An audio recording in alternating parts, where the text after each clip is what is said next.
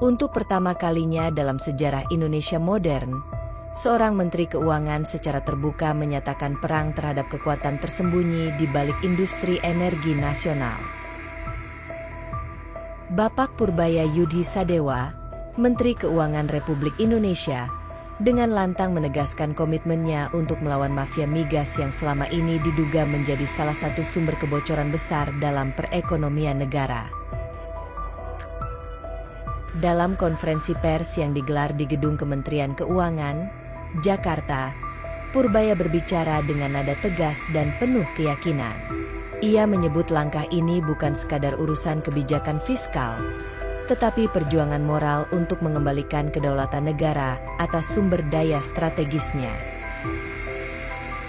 Cukup sudah rakyat kita menderita karena permainan harga dan distribusi energi. Kita harus merebut kembali kendali atas migas, demi keadilan dan kesejahteraan bangsa, ujar Purbaya di hadapan awak media.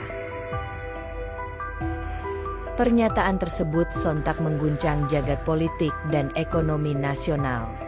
Dunia usaha, pengamat energi, hingga kalangan akademisi menilai bahwa keberanian seorang menteri untuk secara terbuka menantang jaringan mafia migas adalah hal yang sangat jarang terjadi. Sektor minyak dan gas di Indonesia memang telah lama menjadi ladang subur bagi kepentingan tersembunyi.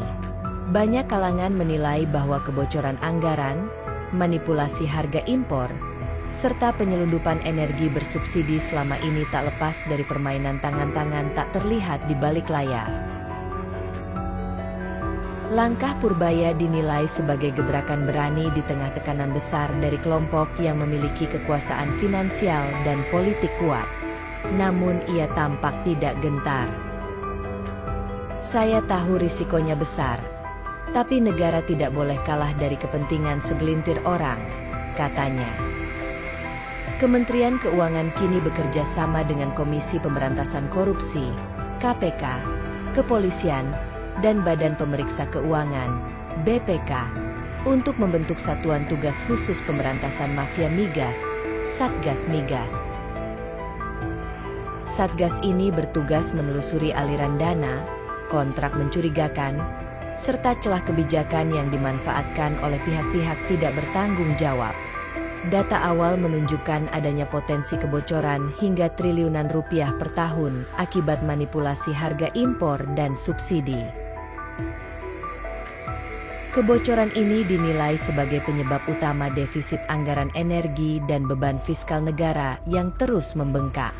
Purbaya menyebut bahwa penyelidikan awal menunjukkan keterlibatan sejumlah perusahaan besar yang selama ini menikmati monopoli impor bahan bakar minyak. Ia menegaskan bahwa tidak akan ada lagi kompromi. Siapapun yang bermain, sebesar apapun kekuatannya, akan kami tindak, tegasnya. Di sisi lain, langkah ini mendapat dukungan luas dari masyarakat.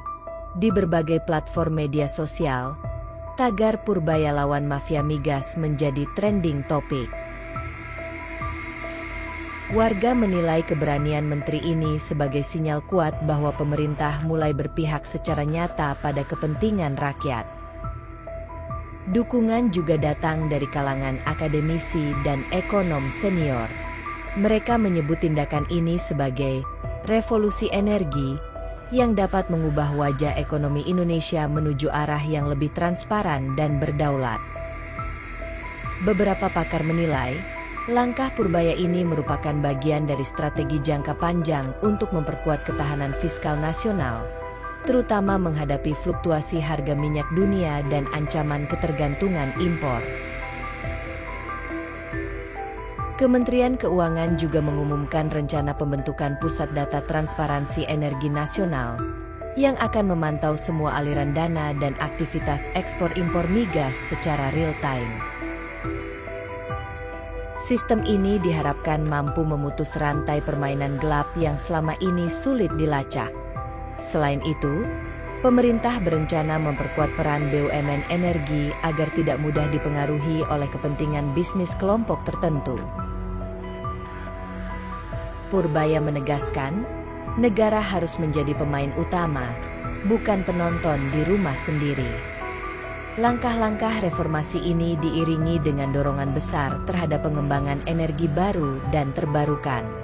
Pemerintah ingin mengurangi ketergantungan pada impor minyak sekaligus mempercepat transisi menuju sumber energi yang lebih ramah lingkungan dan efisien. Namun di balik semangat pembaruan ini, ancaman tidak bisa diabaikan. Sumber internal menyebut, sejumlah pihak mulai melakukan tekanan politik dan ekonomi terhadap kementerian terkait. Purbaya disebut menerima berbagai bentuk intimidasi, baik secara langsung maupun terselubung. Meski begitu, ia tetap berdiri teguh. Dalam salah satu wawancara televisi, Purbaya menyampaikan dengan nada tenang namun tajam, "Saya tidak takut. Saya hanya takut jika kelak anak cucu kita mewarisi negara yang dikuasai oleh korupsi dan ketidakadilan." Langkah keras ini juga memicu respon positif dari lembaga internasional. Beberapa organisasi keuangan global memuji Indonesia karena mulai berani melakukan reformasi struktural di sektor energi, yang selama ini dianggap sebagai salah satu titik rawan ekonomi. Pemerintah kini menyiapkan rancangan kebijakan baru untuk memperketat pengawasan impor dan distribusi migas. Semua transaksi akan melewati mekanisme digital transparan yang terhubung langsung dengan Kementerian Keuangan dan lembaga pengawas lainnya. Para analis memperkirakan, jika langkah ini berhasil, Indonesia bisa menghemat hingga 150 triliun rupiah per tahun dari potensi kebocoran dan manipulasi harga. Angka ini cukup untuk membiayai berbagai program sosial, pendidikan, dan pembangunan infrastruktur di seluruh daerah. Sejumlah tokoh nasional pun menyuarakan apresiasi terhadap keberanian Purbaya. Mereka menyebut langkah ini sebagai momentum sejarah yang akan dicatat sebagai awal dari kedaulatan ekonomi Indonesia yang sesungguhnya. Purbaya sendiri memilih untuk tidak larut dalam pujian. Ia menegaskan bahwa perjuangan masih panjang dan tidak mudah. "Ini bukan kemenangan saya. Ini perjuangan rakyat Indonesia untuk merebut kembali haknya," ujarnya singkat. Dalam beberapa minggu ke depan, Satgas Migas akan mulai memanggil sejumlah pihak untuk dimintai keterangan. Pemerintah berjanji proses ini akan dilakukan secara transparan dan tanpa tebang pilih. Gelombang dukungan terus mengalir dari seluruh penjuru negeri. Dari kampus, komunitas energi, hingga organisasi masyarakat sipil, semua menyuarakan satu hal: Indonesia harus berdaulat atas energinya sendiri. Di penghujung pidatonya, Purbaya menutup dengan kalimat yang kini viral di mana-mana. "Selama saya diberi amanah, saya tidak akan mundur. Karena yang saya lawan bukan manusia, tapi keserakahan." Langkah ini menandai babak baru dalam sejarah ekonomi Indonesia, di mana keberanian seorang pemimpin menjadi simbol kebangkitan bangsa yang selama ini terbelenggu oleh kepentingan korporasi dan politik. Dan untuk pertama kalinya dalam sejarah, rakyat menyaksikan bahwa pemerintah benar-benar mulai melawan mafia migas, bukan sekadar berbicara. Langkah Purbaya melawan mafia migas mulai menunjukkan dampak nyata. Dalam waktu beberapa minggu, harga bahan bakar di sejumlah wilayah mengalami stabilisasi, dan distribusi energi menjadi lebih lancar. Beberapa pelabuhan yang sebelumnya rawan penyelundupan kini dijaga ketat oleh aparat gabungan. Kementerian Keuangan melaporkan adanya peningkatan penerimaan negara dari sektor energi sebesar 8% hanya dalam kurun waktu 1 bulan. Hal ini menjadi bukti bahwa pembenahan struktural yang dilakukan mulai memberikan hasil konkret. Masyarakat menyambut baik perubahan ini. Para nelayan di pesisir utara Jawa melaporkan bahwa pasokan solar subsidi kini lebih mudah didapat dan tidak lagi menghilang di tengah jalan. Begitu pula dengan petani di daerah pedalaman yang merasakan penurunan harga pupuk berbahan bakar gas. Di sisi lain, langkah ini juga menimbulkan reaksi keras dari pihak-pihak yang merasa terganggu kepentingannya. Sejumlah kontraktor migas dan perusahaan importir mulai mengajukan gugatan hukum terhadap kebijakan baru tersebut, menganggapnya sebagai bentuk intervensi berlebihan pemerintah. Namun Purbaya menegaskan, pemerintah tidak akan mundur sejengkal pun.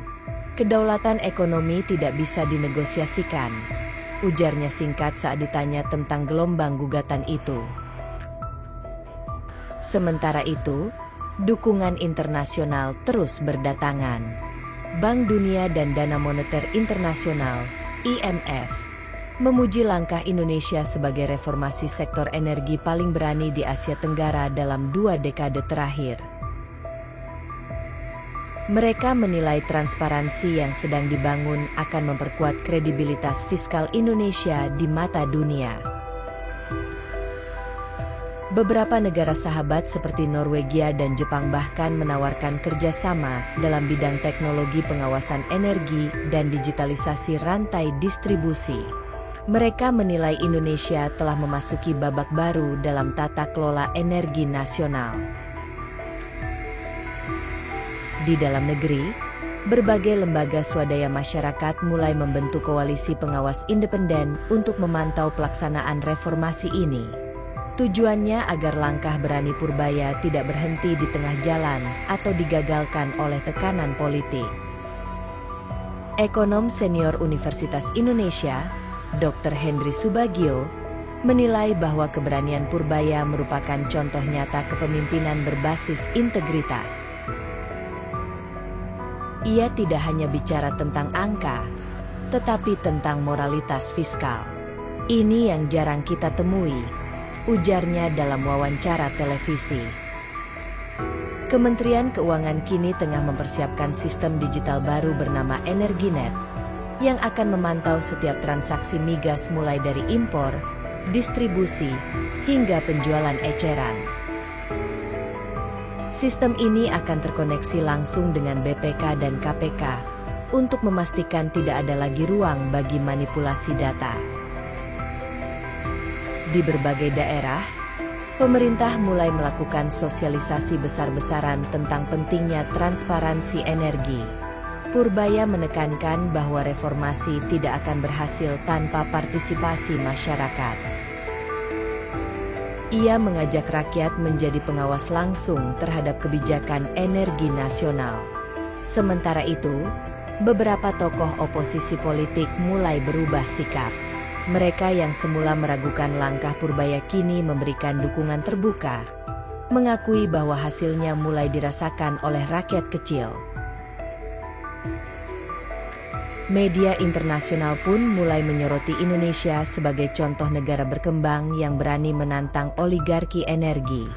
Sejumlah portal berita asing menulis tajuk seperti Indonesia's Finance Minister Takes on the Oil Cartel dan Jakarta's War on Energy Corruption. Purbaya sendiri tetap tampil rendah hati. Dalam setiap kesempatan, ia selalu menegaskan bahwa perjuangan ini bukan tentang dirinya, melainkan tentang masa depan bangsa. Kalau kita ingin Indonesia maju, kita harus membersihkan akar kebocoran ini sampai tuntas, ucapnya dalam pidato di depan para pegawai Kemenkeu. Kini, publik menaruh harapan besar pada keberlanjutan reformasi ini. Langkah Purbaya dianggap sebagai simbol kebangkitan moral birokrasi Indonesia, bahwa negara ini masih memiliki pemimpin yang berani melawan keserakahan demi keadilan sosial bagi seluruh rakyatnya.